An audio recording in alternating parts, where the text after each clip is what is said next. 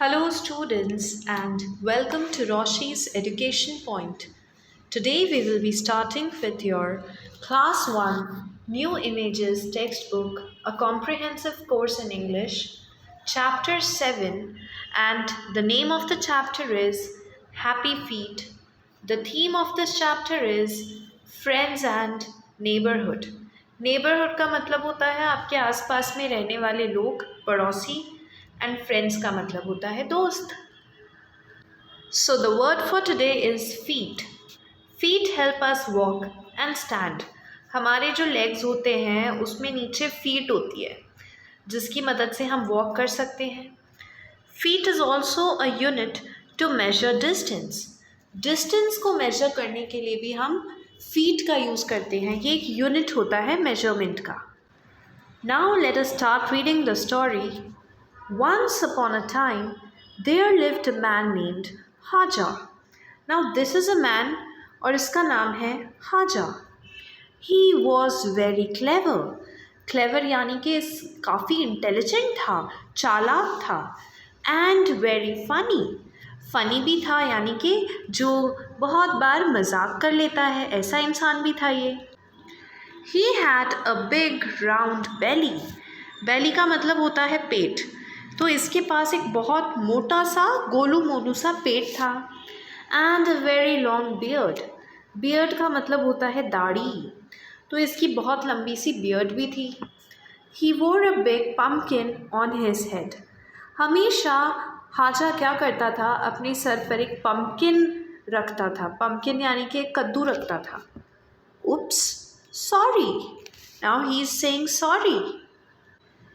He wore a hat. It looked like a pumpkin. Actual में वो सिर पे पम्पकिन नहीं रखता था, एक हैट रखता था, लेकिन वो हैट दिखने में बिल्कुल पम्पकिन की तरह लगती थी. One day, the kids in the village wanted to have some fun with Haja. अब एक दिन की बात है, गांव में रहने वाले जो छोटे छोटे बच्चे थे उनको हाजा के साथ कुछ मस्ती करने का मन हुआ. Let's have some fun. बच्चों ने एक दूसरे से बोला कि चलो कुछ मस्ती कर लेते हैं. They sat by the stream and put their feet in the water. वो नदी के किनारे बैठे और अपने अपने पैर पानी के अंदर उन्होंने डाल दिए. Soon they saw नसीरुद्दीन हाजा walking by. अब इसका पूरा नाम है नसीरुद्दीन हाजा. थोड़ी ही देर में ये भी नदी के सहारे वहाँ पर वॉक करता हुआ दिखा. They looked at हाजा and called out. बच्चों ने जैसे ही हाजा को देखा वो चिल्लाए, हेल्प, मदद मांग रहे थे वो. He went to them and asked, what seems to be the matter? हाजा बच्चों के पास आया और उन्होंने बच्चों से पूछा, क्या बात हो गई, क्यों हेल्प चाहिए तुम लोगों को? Sir, our feet are all mixed up in the water. Help us find our own feet. उन्होंने बच्चों ने हाजा से बोला कि पानी के अंदर हमारी सबकी फ़ीट आपस में मिक्स हो गई है, तो आप हेल्प करो ना हमारी फ़ीट अलग अलग करने में, पहचानने में कि किसकी कौन सी फ़ीट है. Hodja laughed and said, don't worry. पहले तो हाजा ने हंसा, उसको ये चीज़ फ़नी लगी, और उसके बाद उन्होंने बोला, तुम बच्चे टेंशन बिल्कुल भी मत लो, चिंता मत करो. I know just what to do. Hodja ने बोला, मुझे पता है कि अब क्या करना है, मैं सब ठीक कर दूंगा. अब देखो हाजा ने क्या करा, एक पेड़ का एक स्टिक तोड़कर वो इन बच्चों के पास आ रहा है. Is he going to hit us with it. बच्चे डर गए एकदम से स्टिक को देखकर. उनको लगा कि हाजा उस स्टिक से इन्हीं बच्चों को मारने वाला है. He folded his pyjamas and shirt.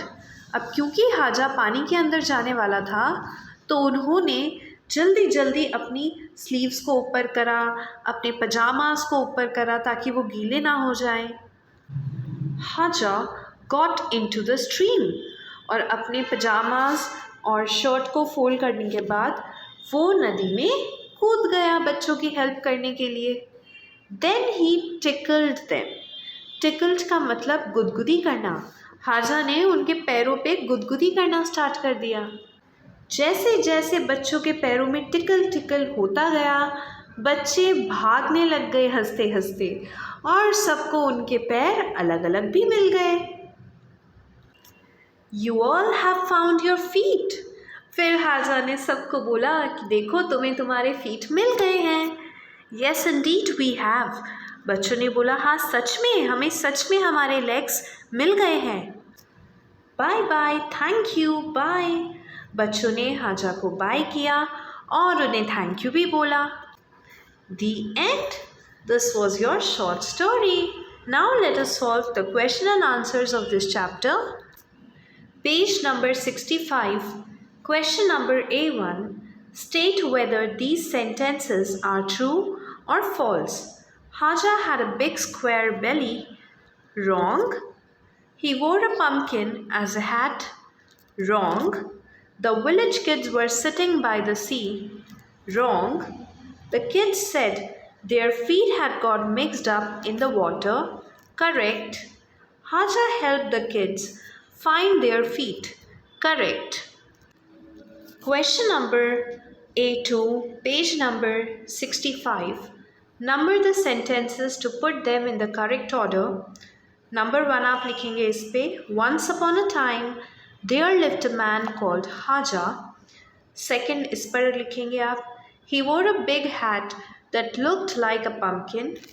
Number 3 is, one day the village kids wanted to have some fun with Haja. They called out for help. Haja tickled them with a leafy branch. The kids jumped out of the water laughing. They thanked him and bid him goodbye. Page number 65.